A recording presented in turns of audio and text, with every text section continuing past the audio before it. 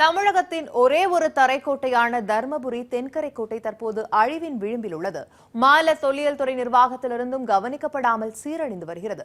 தென்கரை கோட்டையின் தற்போதைய நிலை குறித்து அலசுகிறது இந்த தொகுப்பு.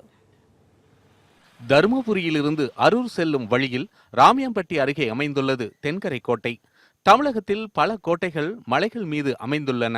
ஆனால் தரைக்கோட்டைக்கு சான்றாக தென்கரை கோட்டை ஒன்றுதான் உள்ளது. ஜலகண்டேஸ்வரர் ஆற்றின் தென்கரையில் 40 ஏக்கர் பரப்பளவில் அமைந்துள்ளது இந்த கோட்டை.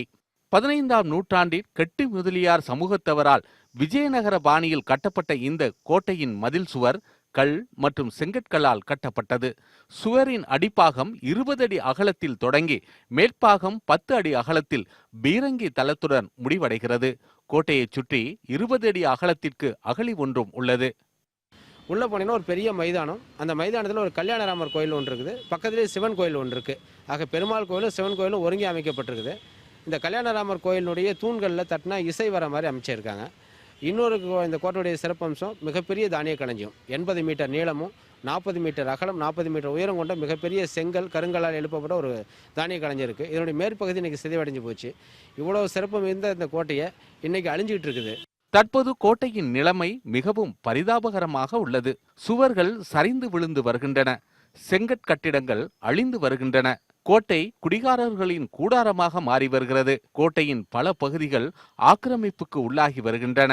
சமூக விரோதிகள் புதையல் இருக்கு அந்த மாதிரி தப்பான இதில் நிறைய இடங்களை சேதப்படுத்தியிருக்காங்க. அதெல்லாம் நல்லா பாதுகாத்து வச்சா பின்னாடி வர சந்ததிகள் பயனடைவாங்க. ஒரு சில பேர் சுவர்களை உடைச்சி தவறான முறையில் பயன்படுத்தி வராங்க. ஒரு சிலர் ஆக்கிரமிப்பு பண்ணி வீடுகள்லாம் கட்டிட்டாங்க. இதை தொல்லியல் துறையை எடுத்து பாதுகாத்து வந்தா மாணவர்களுக்கு எங்களுக்கு பயனுள்ளதாக இருக்கும். தரைக்கோட்டைக்கு சான்றாக இருக்கும் தென்கரை கோட்டையை அழிவின் விளிம்பில் இருந்து தொல்லியல் துறை மீட்டெடுக்க வேண்டும் என்பதே வரலாற்று ஆய்வாளர்கள் ஆர்வலர்களின் கோரிக்கை.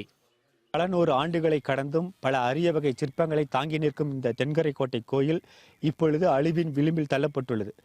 தொல்லியல் துறை கட்டுப்பாட்டில் இருக்கும் இந்த கோயிலை பாதுகாக்க வேண்டும் என்பதே இங்குள்ள மக்களின் கோரிக்கையாக உள்ளது. நியூஸ் 18 தமிழ்நாடு, தருமபுரியிலிருந்து சுகுமார்.